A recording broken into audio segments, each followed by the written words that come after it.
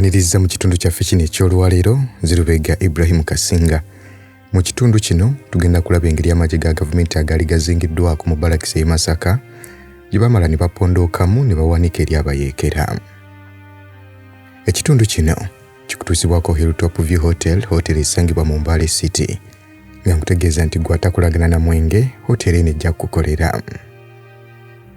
Amagye ga UNLA gagezaako kyonna kye gasobola okubeera nga banunula bannaabwe abaali basibiddwa mu Barracks e Masaka.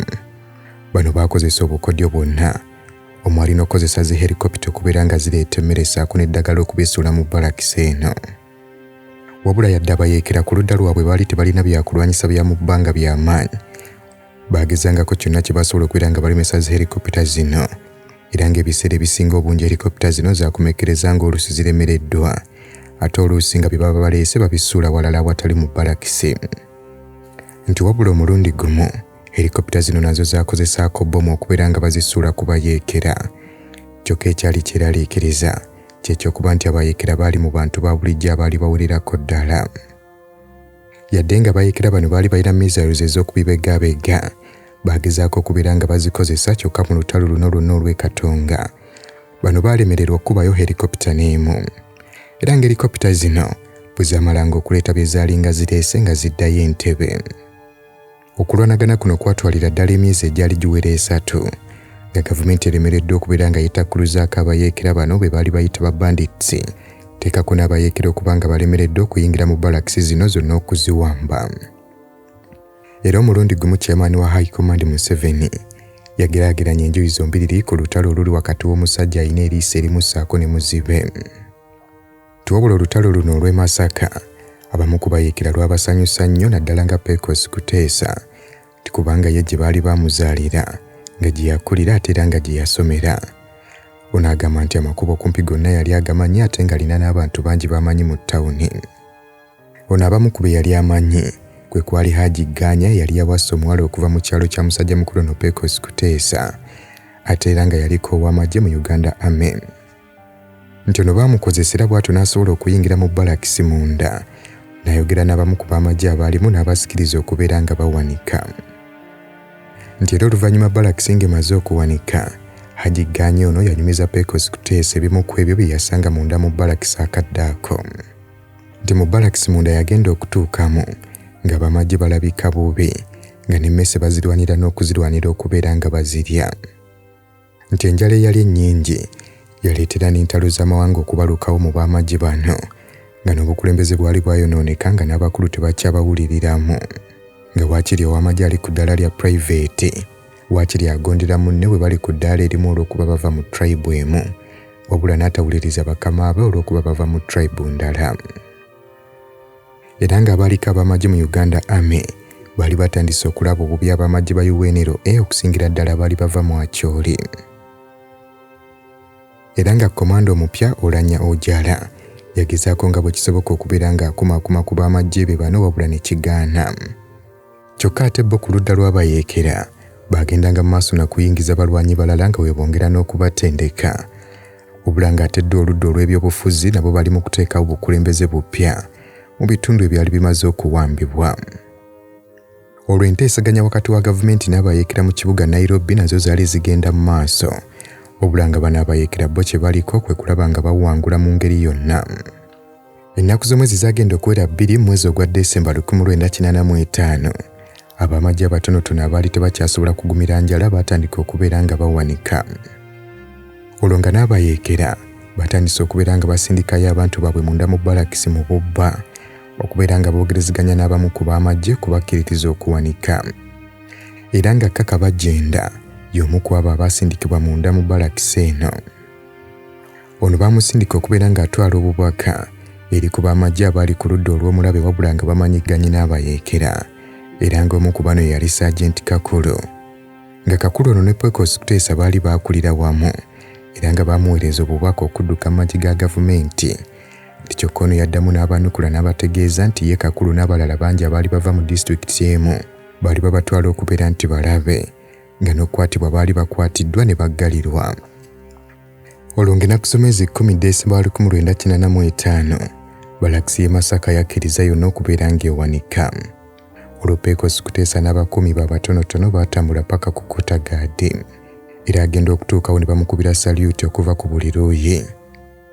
Musajja mukulu ne yawulira ng'azimbye era ng'amaanyi gamweyongedde wabula agenda okwetegereza abamajje abaali munda ng'endabika yaabwe si nnungi bonna ti ng'emyezi mitono nnyo emabega abaali balabika ng'abamajje ga gavumenti ku mulundi guno baalinga abalwadde ba kansa. Kuteesa yasooka kusisinkana Kapiteni Olanyojala eyamwaniriza obulungi wabula mu kumwaniriza yasooka kumusaba kimu oba alinamu ekyokunywa. Kuteesa muli mutima yali alowooza nti Olanya kyagenda okusooka omusaba y'emmere kyokka yeewuunya nnyo okubeera nga yasooka kumusaba ka Uganda walagi nga ne Kuteesa teyali mubi yakakwata n'akamuwa. Era ng'olutalo luwedde bano bwe beesanga nga bejjukizanga akaseera ako bwe batyo ne basekamu. Tejje lino ery'ebidduka erya gavumenti ery'e Masaka bwe lyawanika.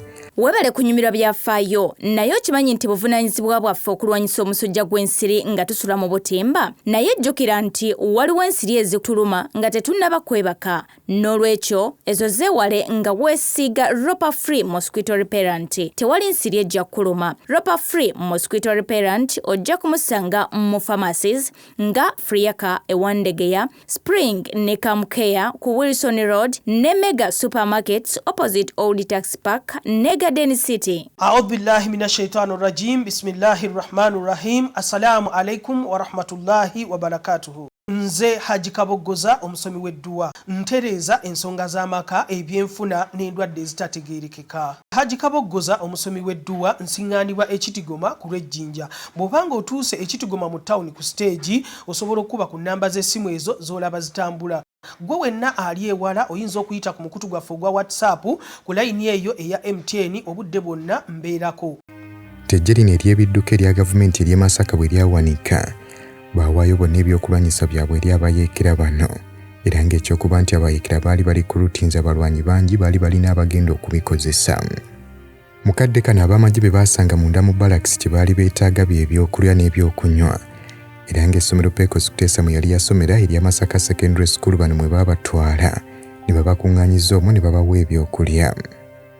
Abayeekera bano baateekawo obukuumi obw'amaanyi eri amagye gano aga gavumenti tisirwa kuba nti baali baagala kudduka wabula baali bali mu kubakuuma okuva ku bantu ba bulijjo abaali baagala okubalya obunyama.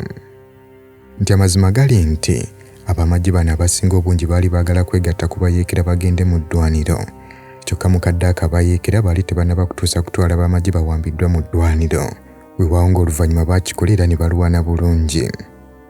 Okusinziira ku munnabyafaayo Machiavelli yategeeza nti ow'amagye yenna oba omuntu yenna abeera awanise n'ava ku ludda lwaliko n'agenda ku ludda olw'omulabe naddala nga mulwanyi ate akomekkereza nga mulwanyi mulungi nnyo ku ludda lw'aba agenzeeko olw'okuba nti aba ayagala okukakasa abamuwambye nti muntu gwe basaanidde okwesiga. Olwo abayeekera nga bamaze okuwamba Masaka obwanga baabwolekeza Mbalala. Ti balakisi y'Embalala yo teyalimu kubonaabona nnyo nga bano abaali mu balakisi ey'e Masaka olw'ensonga nti abamagye Mbalala baali balina ku ddembe basobola okutambula n'okuva mu balakisi ne batambula mu bitundu ebiriraanyeewo kubanga abamagye bano Mbalala ekibuga kyali kikyali mikono gyabwe teekako n'ebyalo ebitonotono. Nti ate era abamagye bano ab'Embalala baali bakimanyi nti baatuusa obuvune obw'amaanyi eri ku bayeekera bano nga n'olw'ensonga eyo baali beeteekateeka nga bakimanyi nti wagenda kubeerawo okuwoolera. Eyali komanda wa bano ye musajja mukulu Santonsio Constantine Otto eyali asula ne musajja mukulu ono Pecos Kuteesa bwe baali mu kutendekebwa Tanzania era ng'Otto ono yali muwagizi wa kibiina ki UPC Lukulwe nga n'olw'ensonga eyo yali yeewaayo n'omutima gumu nga kimanyi bulungi nnyo nti abamagye kasita balemererwa ekibiina kye kibeera kiremereddwa. Enjawulo eri wakati wa musajja mukulu ono Santonsio Otto ssaako n'abamagye ba UNL abaali e Masaka kyekyokuba nti Otto ono yali amanyi bulungi nnyo abakulu abali ku sayidi ey'abayeekera. Ti musajja mukulu ono Otto olutalo yaluteeka kubanga luli wakati we ssaako n'abakulu bano be baali bamutendeka nabo ng'alabira ddala kiswaza okubeera ng'awanikira musajja mukulu ono Pecos Kuteesa ssaako n'abalala. Nti n'ekirala Otto ono yali amanyi bulungi nnyo amaanyi ssaako n'obunafu bw'abakulu bano ng'ensonga lwaki yateekawo okulwana okw'amaanyi. Ti balakisi eno ey'Embalala yalwawo nnyo okubeera ng'ewanika nga kyabatwalira omwezi mulamba. Ti weewaawo omwezi ogumu abantu bagulabanga omwezi omutono ti naye we babeera mu lutalo libeera bbanga ddene. Kuteesa agamba nti ebbanga ery'emyaka 5 lye baamala mu nsiko lyali bbanga ddene nnyo era nga bw'oba oligeraageranyiza n'ebbanga lye bamaze mu buyinza bukyanga baava mu nsiko buli kaseera babanga abalaba nti baakavaayo olunaku lwa jjo. Pecos Kuteesa yategeeza nti kyabatwalira omwezi mulamba okubeera nga bawamba mbalala nti naye omwezi ogwo abantu abamu bagulabanga omwezi omutono naye libeera bbanga ddene mu lutalo nti era olunaku olumu mu ddwaniro gubeeranga mwezi mulamba ate omwezi gubanga mwaka kumpi. Ono agamba nti ebbanga ery'emyaka 5 lye baamala mu nsiko balabira ddala nga ddene n'okusinga emyaka gye bamaze mu buyinza bukyanga bawamba Kampala era buli lunaku olukya bo babeera balaba nti mu nsiko baavuddeyo olunaku lwa ggulo.